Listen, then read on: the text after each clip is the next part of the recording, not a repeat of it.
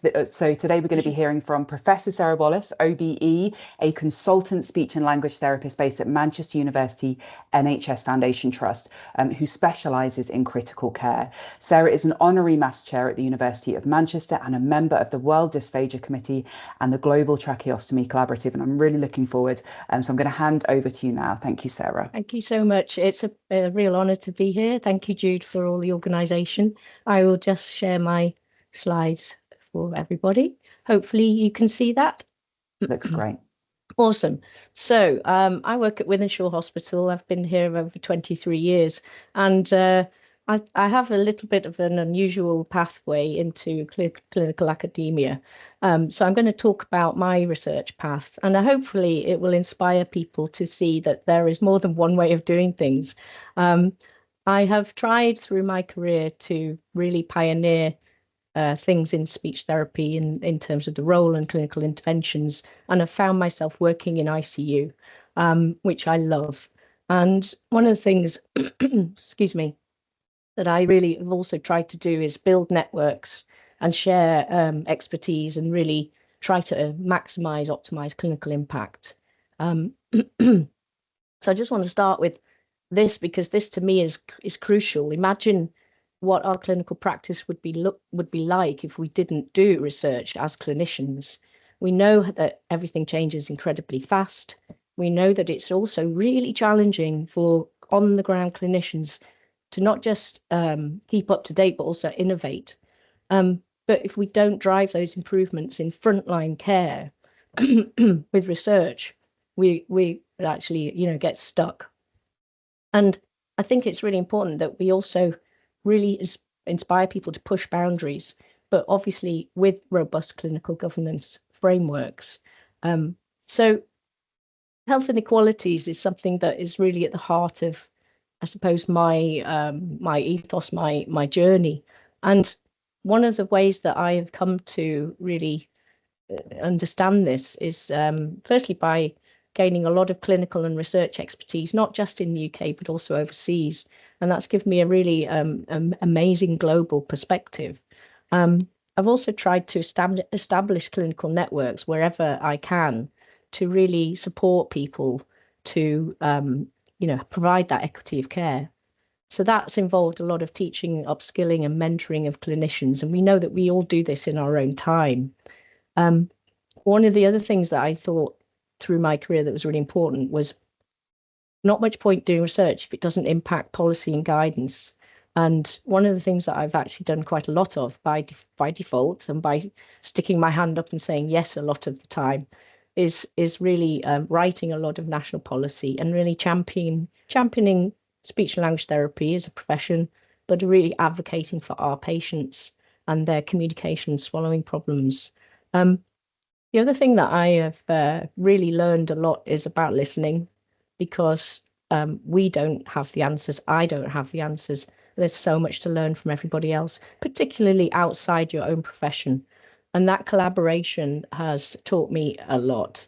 And one of the things that I've done quite a bit of is collaborating with charities and non-government organisations as well, which I think takes you outside your NHS and UK bubble. So for me, equity of access to services, whether that's within Manchester, within the UK, or within the world, is absolutely key to what I try to do. So why did I choose speech and language therapy? Well, obviously not for the money. And at 13, my biology teacher said, well, you're not clever enough to be a doctor, so what are you going to do? And I believed her. So I thought, well, I want to work in a hospital. And I had a careers book and I looked at it and it said speech therapy helps people communicate, has autonomy to diagnose and treat problems. And I thought that autonomy word was quite appealing, because I don't like being told what to do. So the thing is that now what I do, which is working in critical care, it wasn't even a thing yet. So there were a few SLT pioneers that we have looked to in the past in my profession. We're a young profession. We just had our 75-year anniversary of a Royal College, but actually speech therapy goes back a very long way. Back in 1703, James Ford was helping people who stammer. We have a really significant person in the States who was the first Black SLT in the 1850s. And somebody who is actually a friend of mine, Professor Karen Bryan, OBE, who was my first mentor in my first job. And then another really key leader in speech therapy is Professor Pam Enderby, and who was based in Sheffield. So these two at the bottom particularly were my gurus. But really there weren't many role models. So I trained at MMU, and then my first job was in Bristol. And in those days, it was key that you did a mixture of adults and pediatrics, as well as acute and community. So I was doing a bit of everything, but I always knew I wanted to do adults. But I also always knew I wanted to do volunteering. So my second job was in the West Indies. And I turned up in Grenada as the sole, not just sole SLT, but the sole allied health professional on the island. So literally anything and everything came to the door. And it was a very steep learning curve. Unfortunately, then I had a very long period of illness where I was unable to work. So my career was back on hold. So my third job was significant time later, and that was part-time as I tried to gain back my health. And that was in Chester. And this was where my adult journey started, in hospitals. This is Grenada. So this is where it is. That was the motorbike that I learned to ride while I was there, which was very cool. And these are some of the children in the school for deaf children that I worked at, as well as the hospital. As you can see, it's fairly ramshackle. We had no resources. We had rats and chickens wandering around classrooms. And I learned a lot. So obviously getting an experience of working in a low middle income country and the healthcare challenges that come with that was amazing. And trying to understand about health inequalities and also cultural attitudes to disability, which were, there was a lot of prejudice against anybody with disability at that time. I learned to be resourceful, and I learned to persevere because things were difficult to implement, particularly being so inexperienced. So that problem-solving, open-minded approach was sort of really solidified for me early in my career. And I also found myself engaging with politicians on strategy. At the age of 23, I'm in the Minister of Health's office trying to talk about funding for special schools, which was, just bizarre, really. But, good experience. So after that, I think I've always found that as a clinician, I was always wanting to do clinical research. And the thing is that then with speech therapy, you either then became, as you progressed your career, you became a manager, or you became somebody who worked only in a university. And there was not that middle clinical academic pathway. It just did not exist. So through my job back in the UK, I was supervising students, which we all do. It's part of the requirement. And I loved doing it. And I was really keen to do my own research, but I had no clue how to start. I had really no clinical academic role models, no NHS, FRCSLT or local clinical academic pathway at that point, no manager support, and definitely no funding. So I kind of plodded along for a bit, getting very frustrated, and then found myself funding my own part-time master's postgrad diploma in Leeds whilst working in Chester. And then I got this opportunity to go and work in Singapore. So this is where I rocked up next. And this was a really dynamic SLT lead, acute and rehab hospital post. You can see it's a very, very different from Grenada. The thing that I really loved about this job was that research was compulsory for clinical AHPs. It was just part of the job. Working in that multicultural, multi-ethnic, multilingual workforce was really, really hard, but really eye-opening. The whole workplace culture was fostering evidence-based practice. We were encouraged to present abstracts and to publish as AHPs. I was able to collaborate with the University of Hong Kong, and I was really taught that real difficult thing that a lot of people struggle with when clinicians are strung out trying to just see patients all the time, is how to embed research into clinical practice. So this was my first research project back in 1998, and it was about FEES. And FEES is a swallowing assessment using a nasendoscope. And this was not being used in the UK, but I got the opportunity to learn this technique and implement the first FEES service in Asia. So also able to present some of the work in Australia and at a rehab conference in Thailand.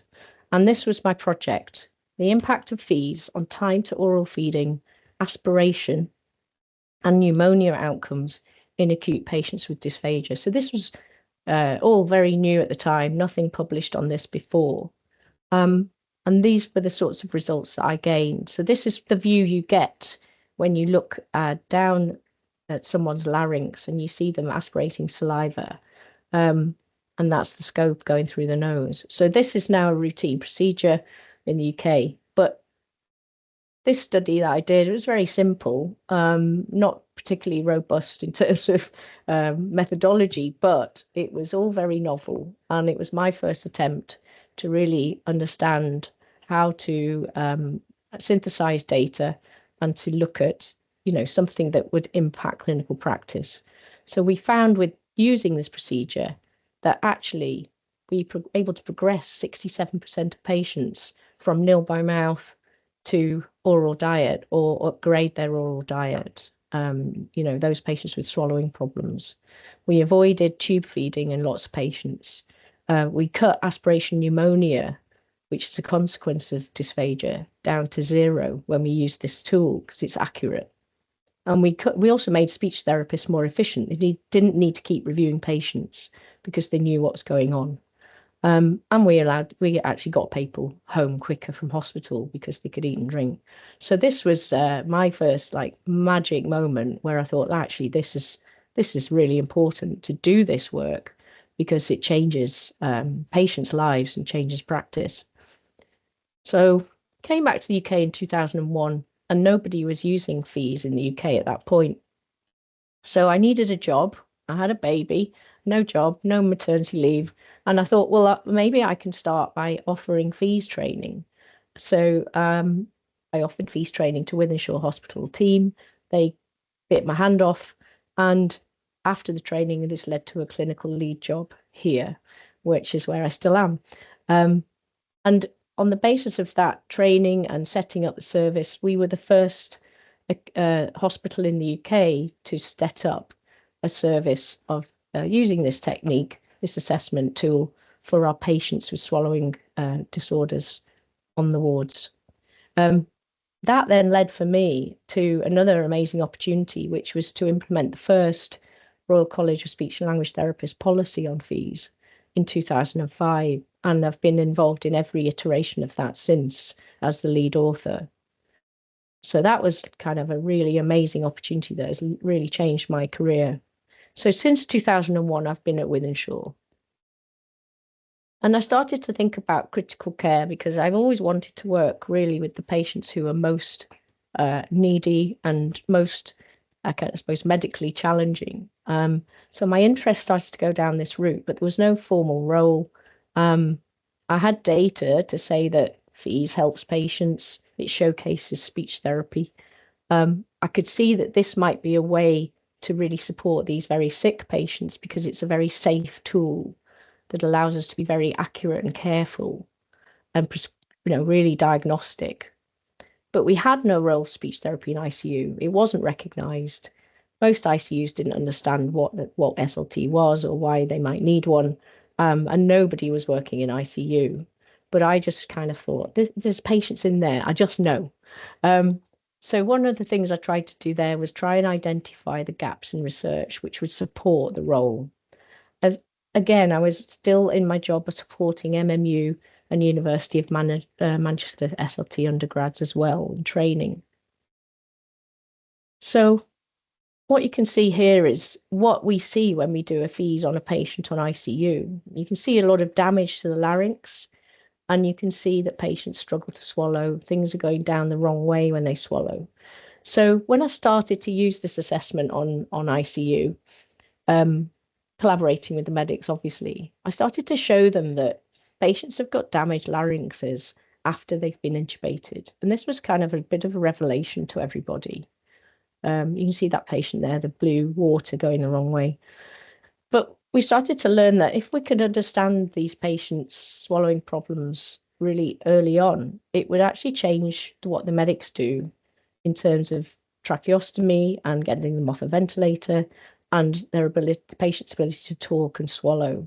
So it wasn't just about speech therapy doing something, it was about the way that the whole MDT was managing these patients. And they really grasped this and really encouraged me to see patients, and our referrals to speech therapy went through the roof because they started to identify patients who had hoarse voices, who were coughing, who couldn't swallow. And they said, oh, will you scope them? Will you have a look? And it was a really wonderful kind of example of how collaborations with the MDT can really expedite care for patients. So all the while, I was trying to build my own expertise, but also bring research into the day job. But at this point, had no protected time for any research. So through the following period of time working here, I set up FEES courses. I've trained over 700 SLTs in FEES, done the national policy, shared data, absolutely done tons of reading myself. Had to really upskill my medical knowledge because of working in ICU. We got trained sufficiently in undergrad level in the level of medical knowledge that you need to do that.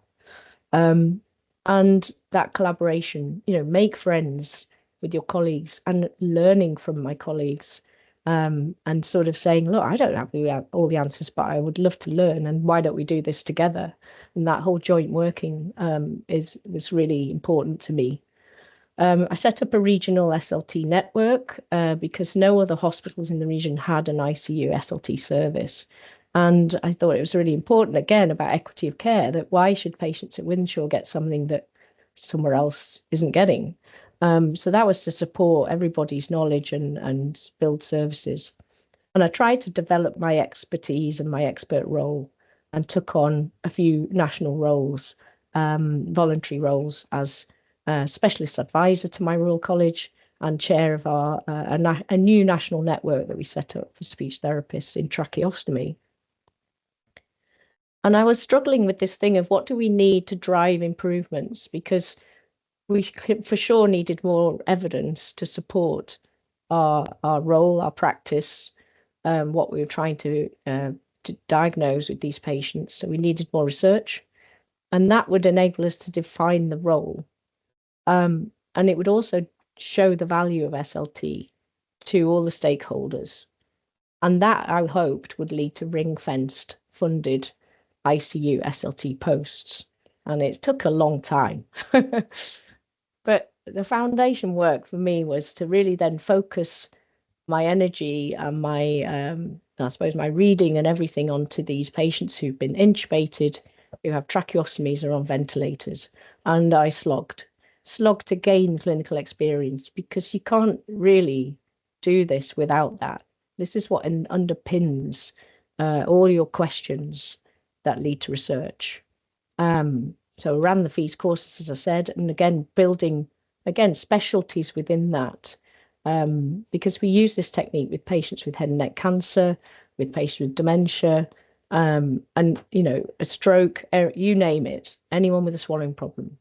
And then I got invited by Professor Brendan McGrath, who's here, to be part of the National Tracheostomy Safety Project, which was another door opening for me, and has led to a lot of research and international presentations and lots of publications and the work that we've done.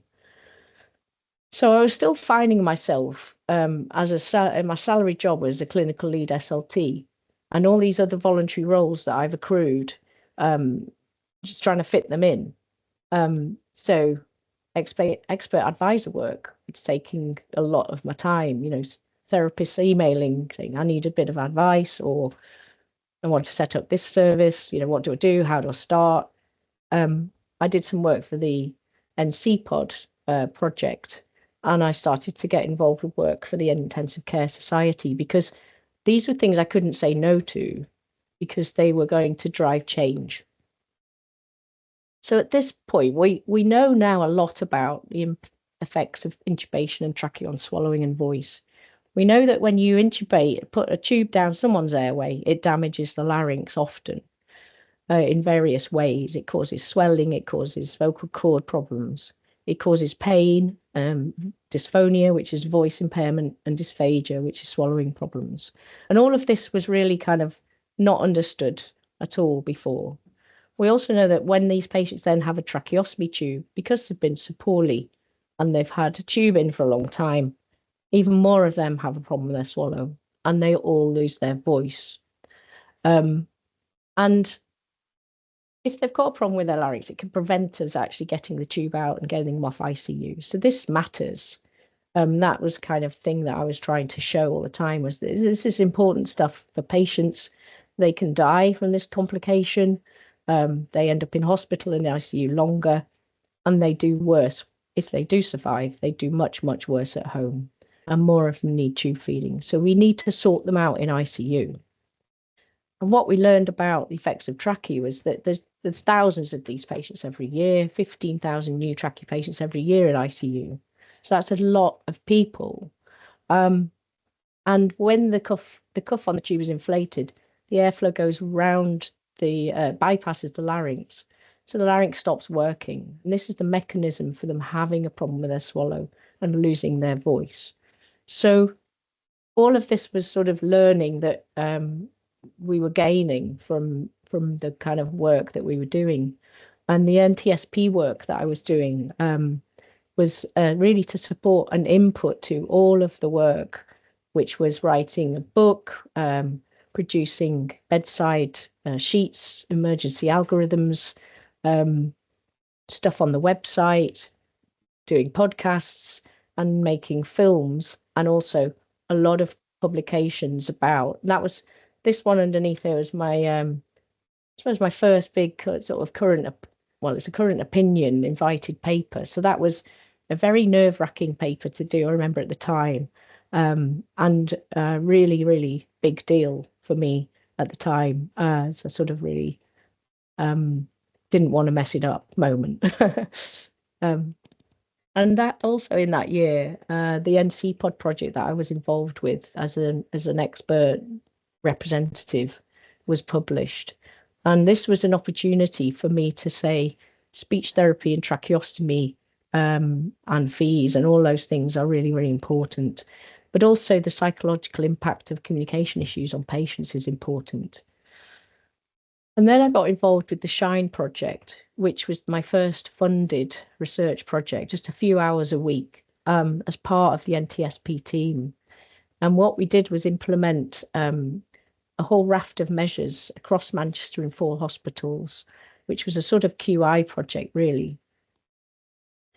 And what we demonstrated was improvements in care. So patients who had staff who were trained, who understood about trachees, who had the right equipment, who worked as a team, ended up with a shorter ICU and hospital stay, fewer safety incidents, less harm.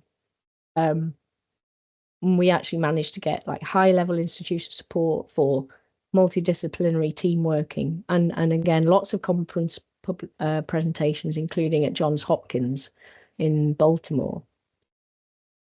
And then started to nudge my way into Intensive Care Society, who are obviously the main organisation with FICM, who for the doctors and nurses. And I really wanted to get SLT on the map. And so I was able to contribute the first chapter to the national guideline for UK ICUs back in 2016. Also start going to the conference where there's sort of 1,300 medics and nurses, and I was the only speech therapist, and then was invited to do the first podium presentation. So everything that was kind of God, pressure's on, because this is the first. so it's got to be well received. And now I'm on the AHP Professional Advisory Group Committee, and I'm the FRCSLT rep on the council. So these things are things that you have to kind of push. And I'm now on the faculty of the conference, and I'm an associate editor of the journal. So I've never expected to be doing all these things. At the time, it's just like, what can we do now? So the video project that I did with NTSP was really, really significant, because we wanted to create videos that are available on YouTube and the website that people could download, that tell them how to do things, but would also discuss like why you needed an SLT, what patients felt about not being able to swallow and use their voice. And these have been downloaded millions of times all around the world. And I get messages from people all over the world saying, oh, I used your videos in my talk that I gave, or showed it to a patient. And it's just incredibly rewarding. So this is us filming on the acute ICU at Wythenshawe. And there's no sound, I don't think, on this, but basically this was one of the point of view videos we made about patients who try to speak and they haven't got a voice, and how frightening that is, and the way they feel about that. As Tammy, the patient there, said, part of you's gone. And that really struck me, because it was about patients feeling that loss of identity. So here's another example of a video. I'll just skip it though, because you can't hear it. But it's one of the technique videos. So I started to think about the SLT role in the ICU MDT by this point is in 2016, 17 is recognised. FEES is recognised as being an essential tool. Referrals to speech therapists are growing all over the country. And we've said that they have to refer patients who have tracheostomies to speech therapy in the guidance. But these patients with communication issues were sort of being a little bit overlooked. And so that led to some research around the effect of voice loss on patients. And there's a whole load of things that patients struggle with around anxiety and even PTSD when they can't communicate when they have a tracheostomy. And so we did a bit of work to look at how do we get patients how do we get their voice back earlier. And this has led to a project called Above Cuff Vocalisation. And this is a technique, and we started by just publishing a case series on this, where we use one of the ports on the trachea tube to blow air in, which then goes through the larynx and allows them to talk, and allows them to get their voice, and allows them to clear secretions and stop aspirating as well. So we published a case series, we made a video, and then we did a follow-up project. And this follow-up project started to show a little bit more data on what was happening to swallowing as well. And that had never been done before. And this was the paper that came out of that, and this had a fairly major impact and went, a little bit mad globally. But really what we were trying to do was advocate for laryngeal rehabilitation in ICU and getting patients' voice back as soon as possible, because they feel traumatized if they don't. But it also changed the way that people wean patients off ventilators and put the focus on restoring airflow and restoring voice. Then we did this absolutely enormous 20 hospital site project, which was a follow-on from the SHINE project. And this was a really, really in-depth mixed methods project with over 1,000 patients and 2,500 staff involved. It was the biggest tracheostomy study ever done, and I was part of the team, lead team on that. And again, showing that if you have that really solid team approach, you can reduce patient harm, anxiety, you can reduce length of stay, you can get them talking earlier, you can get them eating and drinking earlier, but also we could save a whole ton of money. And the NHS really liked this and wanted to implement it globally. We got a lot of publications out of this and conference abstracts. We presented it in lots of different places, and it was adopted by NHS Improvement, which obviously doesn't exist anymore, during the pandemic. but it just demonstrated what collaborative, patient-centered research could really achieve. So the next thing was I wanted to convert my job to consultant role because I was really doing it already. I was an advisor, I was doing research, I was doing a lot of teaching as well as clinical expert level work. So that was a bit of a job, but because everybody will always assume I was already a consultant. So what that meant for me wasn't the title, it was the protected research time.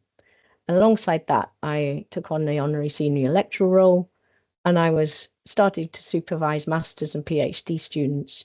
But I also started supporting SLTs in Chile who reached out, and I started to volunteer for a Cambodian NGO and teaching various skills. And this is from 2016 onwards, working in Cambodia. And again, that LMI country experience, where they have no speech therapy at all in Cambodia, meant that whole thing of strip everything back. Where do you start when you have no profession, no referral process, no understanding of swallowing problems, but keen nurses and physios and people who want to learn? And I've spent 4 trips now going and doing hands-on skill development in the public hospitals, taking unpaid leave to go. And one of the things, again, was changing medical directors' understanding so that the stakeholders would embrace this, and working on trying to develop a university course. Obviously takes many, many years. Then the pandemic happened, and this was good in many ways, awful also in many ways. But for us, me as a profession, we ended up with huge numbers of patients with voice and swallowing issues because they'd been intubated. So it really shone a light on our profession, led to more recognition. When people are trying to communicate wearing PPE, they started to grasp that communication problems are really stressful. And I suddenly was catapulted into representing SLT on the Intensive Care Society, many projects, and FRCSLT sort of main contact for intensive care work and COVID work and rehabilitation work and international collaborative projects on swallowing. So it all went ballistic, but I couldn't say no because it was an opportunity to really push things forward. And I became sort of the expert advisor to the CEO, who is now a very good friend. But also in that time, the push was to get research out there, wasn't it? And guidelines were changing constantly. And I think over that 2-year period, we wrote 14 national and 4 international guidelines and 4 book chapters and published a ton of work. It was ridiculous. 20 papers in 2020. As you can see there, a lot. It's calmed down a little bit, but it was needed, and it was like an opportunity to push things. And obviously from that, then I got the dream, which was funded posts for ICU for speech therapists increased, and we had more evidence. And I carried on doing research, looking at laryngeal complications, in all of these examples of things that we've done about the importance of early intervention. And then one other thing that we've done and innovated here in Manchester is this electrical stimulation treatment, which was developed by Professor Shaheen Hamdi. And we were the first hospital in the UK to trial it on ICU patients because it treats dysphagia and patients start eating and drinking faster. And it's now led to some industry collaboration for me, looking at the safety of this. And also it's now used all over the world. Talk about it a lot. And then this is the latest study, which is massive. And this came from a MIMIT funding. We collaborated with the engineers at the MMU, and then the study is called CCTV. And it takes that early work on above cuff vocalization, and we've built a device. So it's a device development study. We bench tested a prototype. We trialed it on 59 patients here, and we collected all sorts of data about what is happening in your larynx when you have been tubed. And we've done, it sort of synthesizes all the stuff I'd done before, because I used fees to look at in detail at what was happening if you deprive patients of airflow, and how numb does that throat become. But we also, because it's important that you involve the patients clearly, we asked the patients lots about how they felt when they couldn't communicate, how they felt when they got their voice back, how they felt using the device. So this is the device. I'm going to skip it forward. So we use this suction port to deliver airflow. And you can see that what happens is you can blow air through and give the patient the voice back. And we can, one of the problems is if your tube moves, then there can be some swelling. So we wanted to build a new device, which is this. This is it here, which controls things and collects data on what's happening in the throat. So that's what we produced. And we also used an electrical stimulation probe to measure the sensation in the throat, which had never been done before. So just to skip through a few of our data, we haven't published this yet, we're about to show that when you blow air through the larynx, you reduce air aspiration rate according to a rigid scale. We've demonstrated that for the first time. Patients are less anxious massively when you can give them back their voice. And we showed that those who didn't get this early airflow stayed really highly anxious on ICU. And then finally, this is because I've had the amazing opportunity to work with lots of different people now all over the world. I was talking to a colleague in New Zealand who works at University of Auckland, and we said, wouldn't it be amazing to just know what is going on out there? So we decided to do this international survey.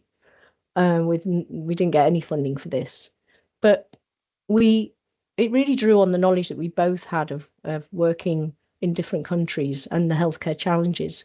And we got an amazing response from 52 countries, 1,800 responses in 6 languages, and then had to translate it all. And it showed that there's because we now have this access through webinars and podcasts to all of this information, people understand what best practice looks like, but their challenges are around resources. And that was amazing to sort of grasp that. And we're going to feed all that data back to each country. So knowledge transfer for me and mentoring has been key.